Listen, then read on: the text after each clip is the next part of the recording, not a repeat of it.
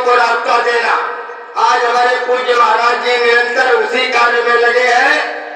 अब बड़े बड़े काफिले निकाल करके अभी देखो राजस्थान का दौरा करके वापस आए और वहां से रायबरेली का दौरा चल रहा है इस समय।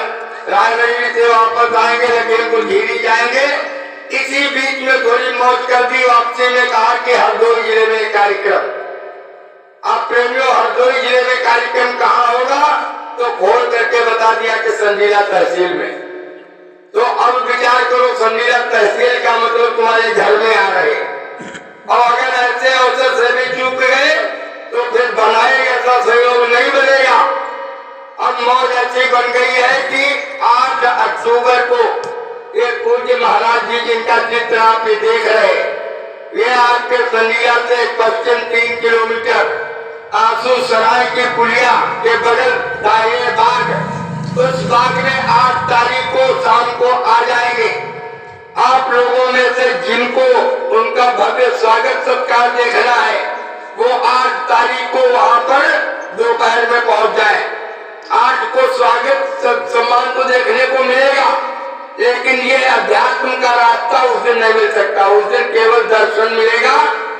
और दूसरे दिन यानी 9 अक्टूबर को दिन में 11 बजे पूज्य महाराज जी के द्वारा पावन रूहानी सत्संग और नामदान का रास्ता भी दिया जाएगा।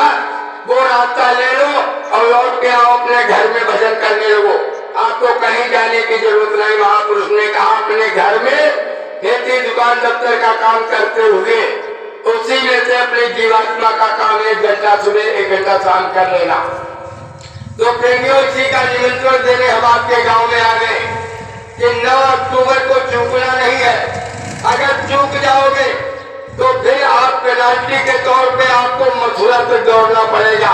यही अमोलक दौलत जो यहाँ आपके घर में लुटाने के लिए आ रहे हैं, यही दौलत लेने के लिए फिर आपको मथुरा जाना पड़ेगा।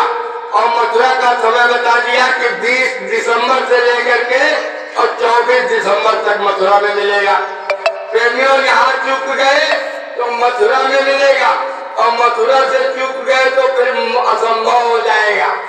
इसलिए सब लोग भाग्यशाली हो कि आपके घर में पूज्य महाराज जी आ रहे।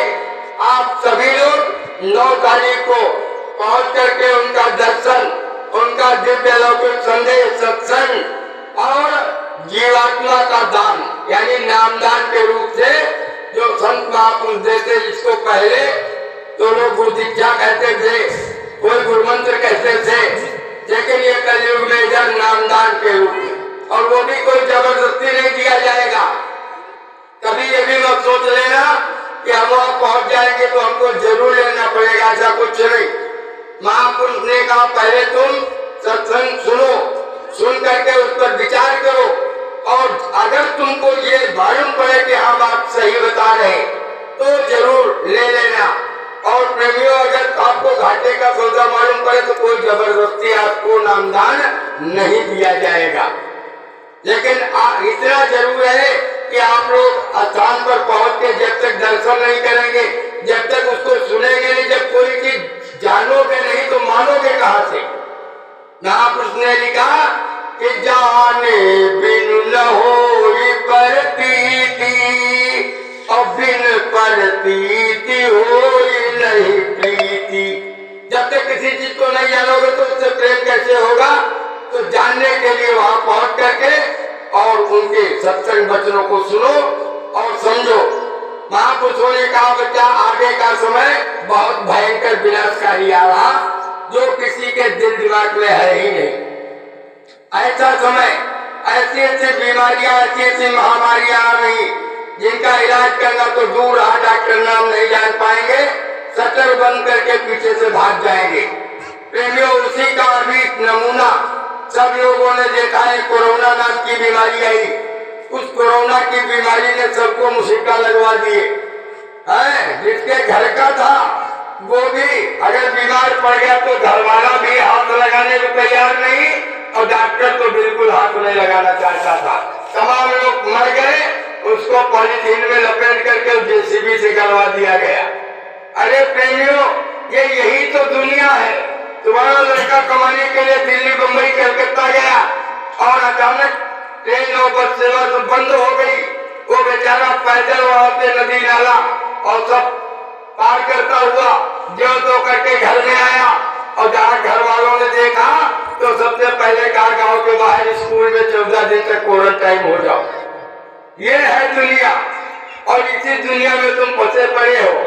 तो महापुरुष यही समझाते हैं कि कम से कम थोड़ी कमाई ऐसी करो जो साथ जा सके।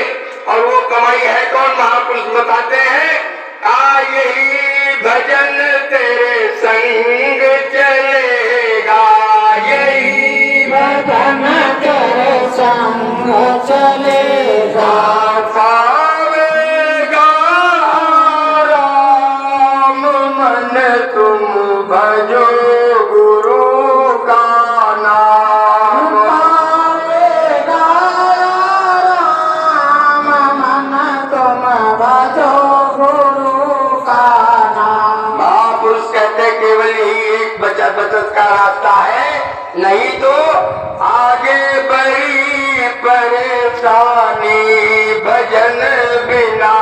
आगे बड़ी परेशानी भजन बिना।